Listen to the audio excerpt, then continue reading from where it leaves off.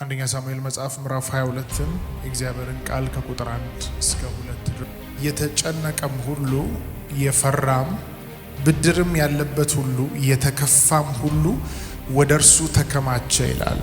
እርሱም በላያቸው ላይ አለቃ ሆነ። ከእርሱም ጋር 400 ነበረው ይላል። ጌታ ኢየሱስ ይባረክ። አሜን።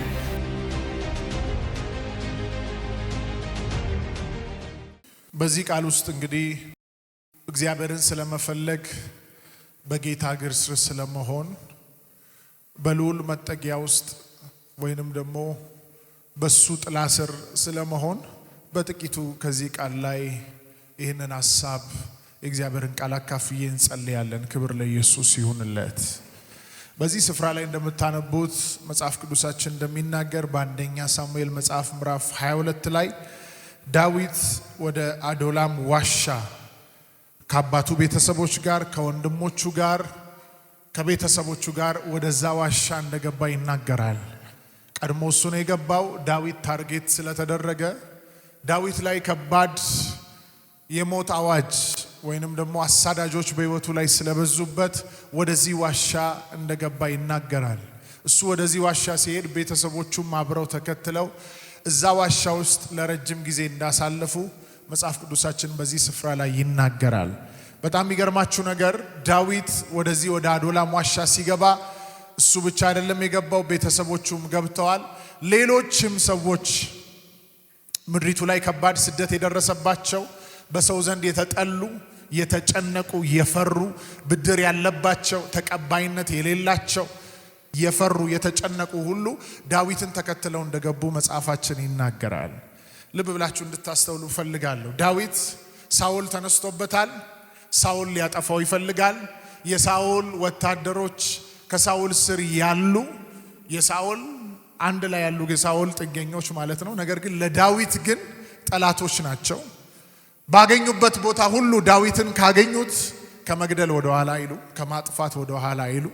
ስለዚህ የጠላቶች ዛቻ በስቶበት ነው ያለው። ጠላቶች በሱ ላይ ተነስተው ነው ያሉት። ሳኦል ብቻ አይደለም የተነሳበት፣ ከሳኦል ጋር ያሉ ሙሉ የእስራኤል አርሚ ዳዊት በተገኘበት ቦታ እንዲገደል ወይንም እንዲያዝ ትእዛዝ ስላለ ዳዊት በከባድ ፍርሃት ውስጥ እና በከባድ ዛቻ ውስጥ እያሳለፈ ስለነበረ ወደዚህ ዋሻ ውስጥ ገባ። ወደዚህ ዋሻ ውስጥ ሲገባ እንደነገርኳችሁ ማን ተከትሎት ገባ ይላል? የአባቱ ቤተሰቦች፣ ወንድሞቹ በዳዊት ምክንያት ታርጌት ተደርገው ስለነበረ ወደዚህ ዋሻ ገቡ። እንግዲህ ይሄ አዶላም የሚለው ዋሻ የስሙም ትርጉም እንግዲህ በእንግሊዘኛው ሪፊውጅ ወይንም ደግሞ የመደበቂያ ቦታ፣ የመሸሸጊያ ቦታ፣ በአማርኛው የመሸሸጊያ ቦታ፣ ሰው የሚደበቅበት የሚሸሸግበት ቦታ የሚለውን ቃል ይወክላል። ዳዊት ሊያጠፉት ከመጡ ጠላቶቹ የተሸሸገበት ቦታ፣ የተደበቀበት ቦታ ነው። ይህ አለት፣ ይህ ዋሻ ማለት ነው። የሚደንቀው ነገር ልክ እንደሱ ይብዛም ይነስም በከባድ ሰልፍ ውስጥ ያሉ ሰዎች፣ ፍርሃት ውስጥ ያሉ ሰዎች፣ ተጨንቀው ያሉ ሰዎች፣ በተጨማሪም ደግሞ ብድር ያለባቸው ሰዎች፣ ከተማ ውስጥ ቀና ብለው መኖር የማይችሉ ብድር ያለባቸው ሰዎች፣ በሰው ዘንድ የተጠሉ ሰዎች አብረው ተከትለውት ወዴት ዋሻ ገቡ? ወደ አዶላም ዋሻ ገቡ። መጽሐፍ ሲናገር ዳዊትም ይላል በእነሱ ላይ አለቃ ሆነ ይላል። አንድ አማኝ ካለ ጮሆ አሜን ይበል። ዳዊትም በዚህ በደከሙ ሰዎች ላይ፣ ምድር በጠላቻቸው ሰዎች ላይ፣ በዕዳ ውስጥ በብድር ውስጥ ባሉ ሰዎች ላይ፣ በተከፉ ሰዎች ላይ ዳዊት ምን ሆነ? አለቃ ሆነ በእነሱ ላይ። የሚገርማችሁ የዳዊት ኃያላን ከዳዊት ስር ምድሪቱን የወረሱ አብረውት የተዋጉ አብረውት ድል ያደረጉ ዳዊት ገና ከአፉ ቃል ሲናገር ያንን ቃል ለማስፈጸም ሲሯሯጡ የነበሩ ኃያላኖች ሁሉ የተወለዱት እዛ ቦታ ነው። ደካማ እዛ ዋሻ ውስጥ ገብቶ ሲወጣ በርትቶ ነው የወጣው። የተጨነቀ የተከፋ ገብቶ ከዛ ዋሻ ውስጥ ሲወጣ ግን እጅግ ታላቅ ብርቱና ጀግና ሆኖ ነው የወጣው። ብድር ያለባቸው በሰው ዘንድ የተጠሉ መጠቋቆሚያ የሆኑ ሰዎች፣ ደካማ የሆኑ ሰዎች ከዛ ዋሻ ውስጥ ሲወጡ ግን ጃይንት ሆኖ ነበር የወጡት። አንድ አማኝ ካለ ጮሆ አሜን ይበል።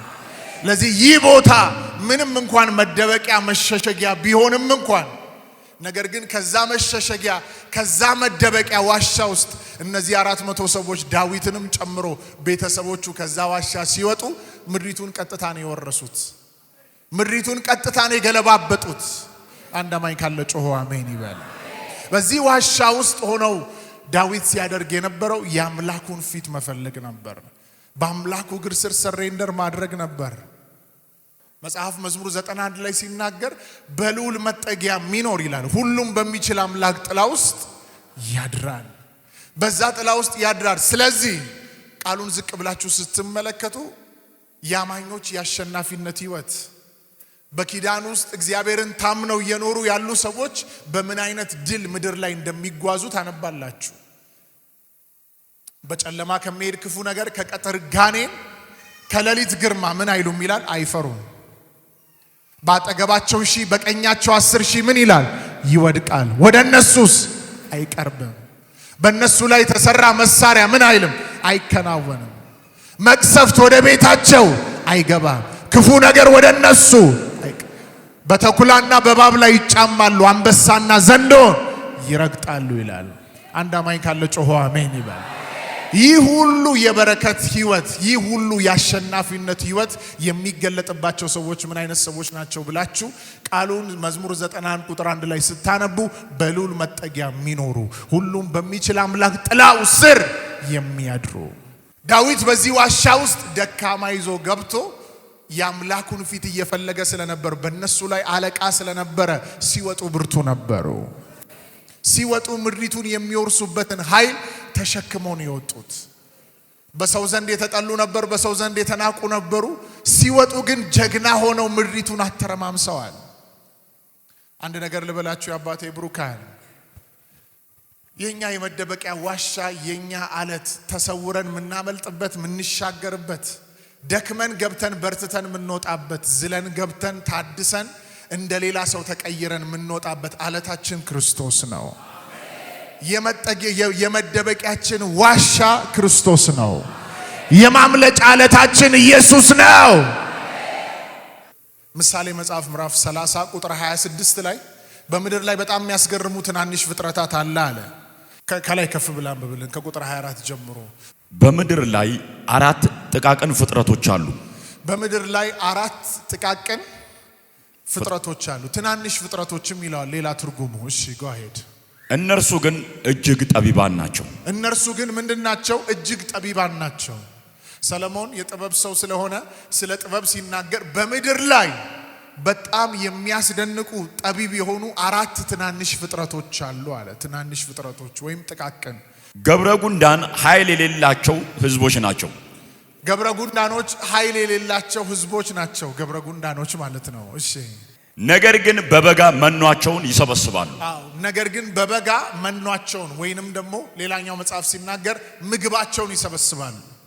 ጉንዳን አይታችሁ የምታውቁ ከሆነ በጋ ላይ በደንብ ወጥቶ ምግቡን ሰብስቦ ክረምት ላይ በጣም ፈሳሽ ስለሚኖር ውሃ ስለሚኖር ጠራርጎ ስለሚወስዳቸው ክረምት ላይ አይወጡም። መሰብሰብ ባላቸው ታይም ላይ ዝናብ ሲዝን በሌለበት ታይም ላይ ይሰበስቡና ክረምቱን በጣም ከባድ ዝናብ የሚዘንብበት ሲዝን ላይ ያን የሰበሰቡትን ምግብ እየበሉ ሰርቫይቭ ያደርጋሉ። ከዛ ወደሚቀጥለው ምዕራፍ ይሻገራሉ ማለት ነው። ይሄ ጥበብ ነው በራሱ ይሰው ዊዝደም። ሽኮኮች ያልበረቱ ህዝቦች ናቸው። ሽኮኮች ያልበረቱ ህዝቦች ናቸው። ቤታቸውን ግን በቋጥኝ ድንጋይ ውስጥ ያደርጋሉ። ቤታቸውን ግን በቋጥኝ ድንጋይ ውስጥ ያደርጋሉ ይላል። ሌላኛው መጽሐፍ ሲናገር መኖሪያቸውን በቋጥኝ ድንጋይ ውስጥ አለት ውስጥ ያደርጋሉ ይላል። እዚህ ጋር ሰለሞን ሲናገር ዋይዝ ነው። ሰለሞን በጣም ጠቢብ ነው። በደንብ ተመልክቷቸዋል። ሽኮኮች አይደሉም አለ፣ ብርቱ አይደሉም አለ። ብርቱ ህዝቦች አይደሉም አለ። አያችሁ፣ ብርቱ አይደሉም አለና እነሱም ብርቱ እንዳልሆኑ አውቀውታል። ብርቱ እንዳልሆኑ ስለገባቸው፣ ደካማ እንደሆኑ ስለገባቸው ድካማቸው ወደ ብርታት የሚቀየርበትን ወይንም የራሳቸውን ሴፍ ዞን የሚፈጥሩበትን ነገር ኦልሬዲ በህይወታቸው ላይ ፈልገው ስላገኙት ደካማ ስለሆኑ ሁሉ ጊዜ የሚኖሩት አለት ውስጥ ነው። ሮጠው ብዙ ማምለጥ ስለማይችሉ ጠላቶች ከመጡባቸው ኢሚዲየትሊ ሊያጠፏቸው ስለሚችል ሁሉ ጊዜ ከአለት ውስጥ አይለዩም። አለት ውስጥ ይኖራሉ፣ ቋጥኝ ውስጥ ይኖራሉ። ጠቢብ ናቸው ወይም ደግሞ ማስተዋል አላቸው ሊባል የሚችለው ድካማቸውን በማወቃቸው ብቻ አይደለም። ድካማቸውን አውቀውም ደግሞ እንዴት አድርገው መበርታት እንዳለባቸው፣ እንዴት አድርገው ምድር ላይ ሰርቫይቭ ማድረግ እንዳለባቸው የተረዱ ስለሆኑ ሁል ጊዜ በራሳቸው ደካማ እንደሆኑ ስለገባቸው ቋጥኝ ውስጥ ይኖራሉ። ሁል ጊዜ ደካማ እንደሆኑ ስለገባቸው ምን ውስጥ ይኖራሉ? ቋጥኝ ውስጥ ይኖራሉ፣ አለት ውስጥ ይኖራሉ። የሚጸልይ ሰው፣ ጌታን የሚፈልግ ሰው፣ ሁል ጊዜ በእግዚአብሔር ጸጋ ዙፋን ስር የሚቀርብ ሰው፣ በማለዳ ተነስቶ በጸሎት በጌታ ፊት የሚተጋ ፌሎሺፕ የሚያደርግ ሰው ምን አይነት ሰው እንደሆነ ታውቃላችሁ? ያለ ጌታ ፍሬ ማፍራት እንደማይችል የገባው ሰው ነው። ያለሱ ደካማ እንደሆነ የገባው ሰው ነው። ስለዚህ ሁል ጊዜ ራሱን የት ስር ያደርጋል? ጸጋው ዙፋን ስር ያደርጋል። ሁል ጊዜ ራሱን የጌታ እግር ስር ያደርጋል። ሁል ጊዜ ራሱን መንፈሳዊ ዓለም ላይ በክርስቶስ በተሰራለት ስራ ውስጥ እያሰበ እዛ ውስጥ ራሱን እንዲኖር እንዲቆይ ያደርጋል።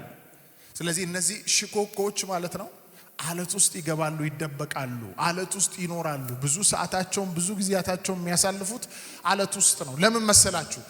መጥቶ አለቱን ሰብሮ የሚያወጣ ጠላት የላቸው። መጽሐፍ እንደዚህ ይላል፣ ሞታችኋል ይልና ሕይወታችሁ በእግዚአብሔር ዘንድ በክርስቶስ ተሰውሯል ይላል። ይሄ በጣም ፓወርፉል ቃል ነው። ሞታችኋል ይልና ሕይወታችሁ በእግዚአብሔር ዘንድ በክርስቶስ ምን ብሏል? ተሰውሯል። ክርስቶስን አልፎ ክርስቶስን ሰብሮ ክርስቶስን አልፎ የሚመጣ ችግር እናንተ ሕይወት ላይ አይኖርም። ክርስቶስን አጥፍቶ እናንተን ሊያጠፋ የሚችል ኃይል ምድር ላይ አይኖርም። ሁሌ በክርስቶስ የምትኖሩ ከሆነ ማለት ነው። መጽሐፍ እንደዚህ ሞታችኋል ሲልና በክርስቶስ ይላል። በክርስቶስ በእግዚአብሔር ዘንድ ምን ብላችኋል? ተሰውራችኋል ይላል። አለቱ ደግሞ ክርስቶስ ነው። እነዚህ ሽኮኮ የሚባሉ እንስሳት ሁሌ አለት ውስጥ ገብተው ምን ይላሉ? ይኖራሉ። አለት ውስጥ ገብተው ሲኖሩ አለቱን ሰብሮ የሚያወጣቸው አንድም እንኳን አይኖርም። እስቲ አጠገባችሁ ያለውን ሰው አለቱን የሚሰብር የሚያሸንፍ የለም በሉት። ተባባሉ። አጠገባችሁ ካለ ሰው ጋር አለቱን የሚሰብር የሚያሸንፍ የለም ተባባሉ።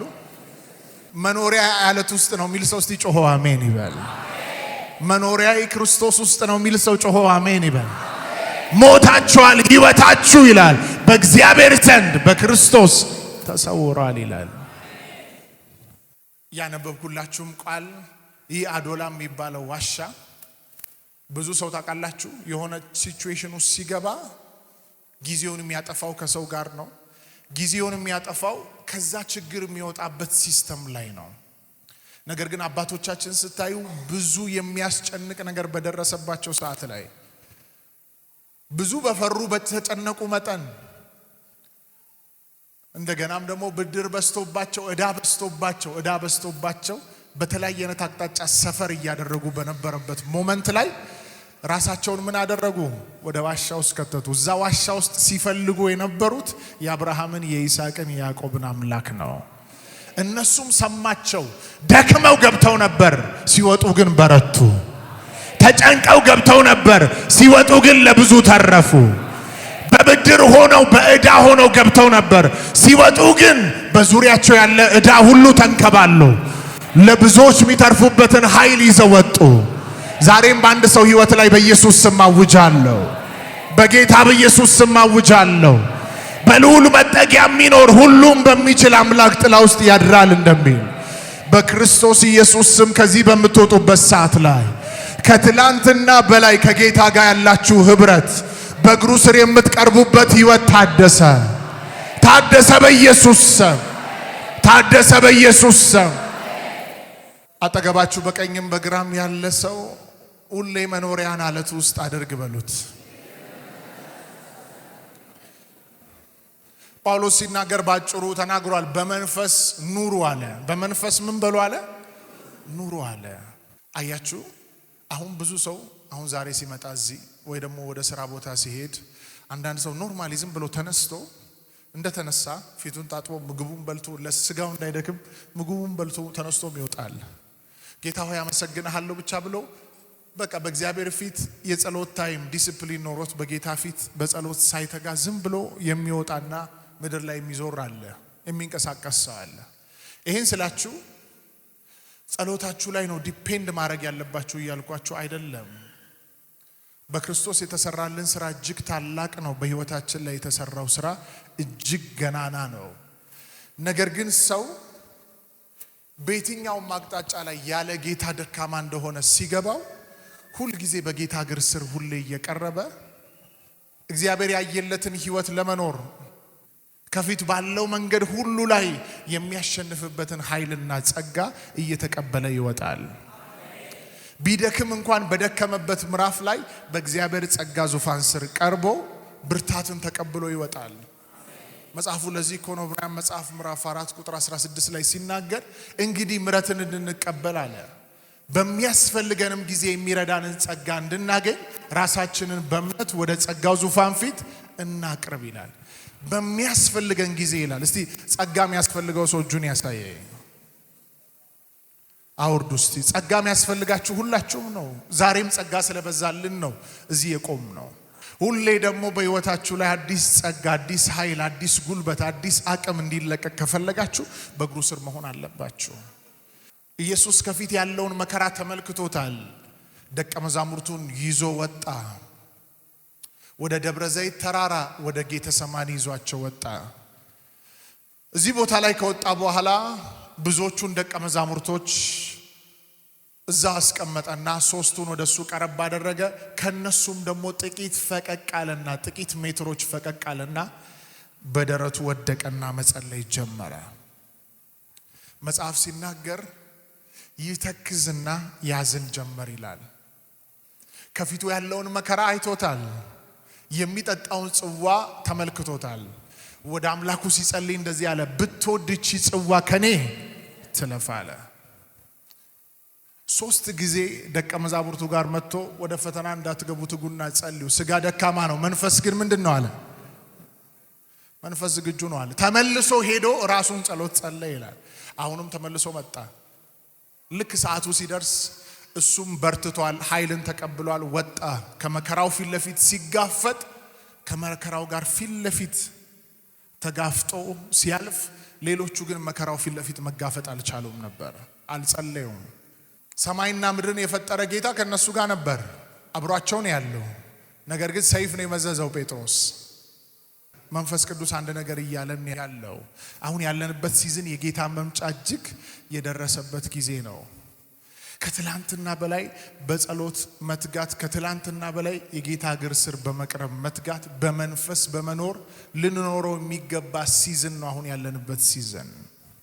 እግዚአብሔርን ፈልጉ ምን ይላል መጽሐፍ? ትጸናላችሁ ይላል። መዝሙር 105:4 ላይ እግዚአብሔርን ፈልጉት ትጸኑም አላችሁ ይላል። ሁሉ ጊዜ ፊቱን ምን በሉ ይላል? ፈልጉ ይላል። ይሄ አዶላም የሚባለው ዋሻ ዳዊት ቤተሰቦቹ 400 ደግሞ የተጨነቁ የተከፉ ብድር ያለባቸው ወደዛ አዶላም ዋሻ ገቡ። ከነ ምናቸው፣ ከነ ጭንቀታቸው፣ ከነ ፍርሃታቸው፣ ከነ ህይወታቸው ላይ ከተሸከሙት ሸክም ጋር ገቡ። ሲወጡ ግን ሸክማቸውን አራክፈው ምድርን የሚወርሱበት የጨለማን አጀንዳ የሚያፈርሱበትን ኃይል ተሸክመው ወጡ። እግሩ ስር ቀርባችሁ ባዶ እጃችሁን አትወጡ። ለትውልድ የሚተርፍ ጸጋ ተሸክማችሁ ትወጣላችሁ። ለትውልድ የሚተርፍ ብልጽግናን ተሸክማችሁ ትወጣላችሁ። ኃይልን ተሸክማችሁ ትወጣላችሁ። ጸጋን ተሸክማችሁ ትወጣላችሁ። ጥበብን ማስተዋልን ተሸክማችሁ ትወጣላችሁ። ሃሌሉያ! እስቲ አንድ ሰው ጮሆ ሆኖልኛል ይበል።